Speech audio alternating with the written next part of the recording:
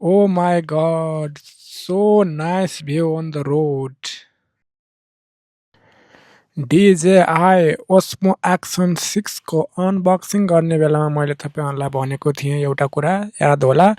मैले यसको day night performance कस्तो हुन्छ, नाइटमा चाहिँ यसको लाइटिङ पर्फर्मेन्स, यसको भिडियो पर्फर्मेन्स क्वालिटी कस्तो देखिन्छ भनेर तपाईँहरूलाई देखाउँछु नै भनेको थिएँ र सोही अनुसार मैले आज मध्यराति त होइन, यतिखेर भर्खर 8 बजिरहेको छ र 8 बजेको समयमा काठमाडौँको यो व्यस्त जाम सडकमा कस्तो भ्यू देखिन्छ, यसको सम्पूर्ण डिटेल तपाईँहरूलाई यो भिडियोमा दिने नै छु। भिडियो यतिखेर म ठ्याक्कै कहाँनिर छु भनेर भन्नुपर्दा यतिखेर म ठ्याक्कै यो गुवारखो पुल, आकासे पुल कटेँ भर्खरै, यतिखेर हेर्न सक्नुहुन्छ। DJI Osmo Action 6 को लो लाइट पर्फर्मेन्स चाहिँ एकदम बेस्ट क्वालिटी नै रहेको छ। तपाईँले अलि हेर्न सक्नुहुन्छ, राति आकाशमा यति अँध्यारो छ तर रोडको गाडी त बाइकको लाइटमा पनि यति उज्यालो चम्किलो देखिरहेछ कि ओरिजिनल दिउँसोको जस्तै एकदम नेचुरल लाइटहरू देखिरहेछ। यो काठमाडौँको रोड अहिले त फराकिलो नै बनाएको छ, तर फराकिलो भए पनि यहाँको यो जनसङ्ख्याको चापले गर्दा, गाडीहरूको चापले गर्दाखेरिमा अझै बिजी नै देखिन्छ। यो DJI Osmo Action 6 को यो ब्याट्रीको कुरा गर्दाखेरि ब्याट्री नि अरू यो गोप्रोहरूको भन्दाखेरिमा डबलै चाहिँ ड्युरेबल जस्तो लाग्छ मलाई पनि। यसको भन्न त 4 घन्टा भन्छन् होइन, तर यसको ओरिजिनल काम गर्ने चाहिँ त्यही 2.5-3 घन्टा जस्तो लाग्छ मलाई। यो एक्सन 6 को सेटअप पनि एकदम सहिलो र एकदम सफा देखिन्छ, किनभने यसको लागि चाहिँ एउटा त्यो अरू चाहिँदैन। DJI माइक भयो भनेदेखि सिधै कनेक्ट हुन्छ। यो मैले पनि अलि यो DJI को माइक नै प्रयोग गरिरहेको छु। एकदम भोइस क्लियर, सफा, नोइज क्यान्सलेसन भएर चाहिँ एकदम क्लियर भोइस आउँछ।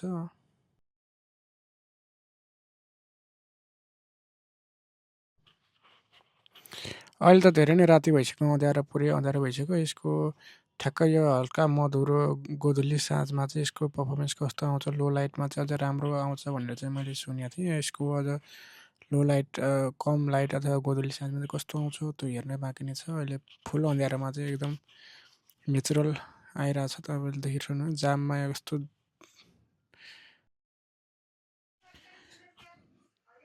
DJI Osmo Action 6 को नाइट भ्यू यस्तै हो। तपाईँहरूले DJI Action 6 को नाइट भ्यू कस्तो एक्सपेक्टेसन गर्नुभएको थियो र कस्तो पाउनुभयो कमेन्ट गर्न सक्नुहुन्छ। DJI Osmo Action 6 को अन्य धेरै विशेषताहरू पनि रहेका छन्। तपाईँहरूले होरिजेन्टल र भर्टिकल एउटै भिडियोबाट पाउन सक्नुहुन्छ। होरिजेन्टल र भर्टिकलको लागि क्यामेरा घुमाइरहनु पर्ने आवश्यकता छैन, यसैबाट मिलाउन सकिन्छ। यसमा थप सुविधाहरू पनि अन्य भन्दै जानेछु पछिल्लो भिडियोहरूमा, त्यसको लागि सब्सक्राइब गर्न नबिर्सिनु।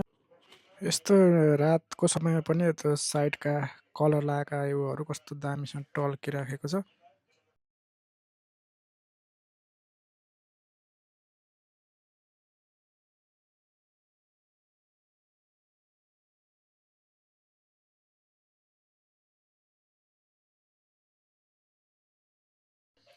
ओए यो गाडीले कस्तो पेलेको यार।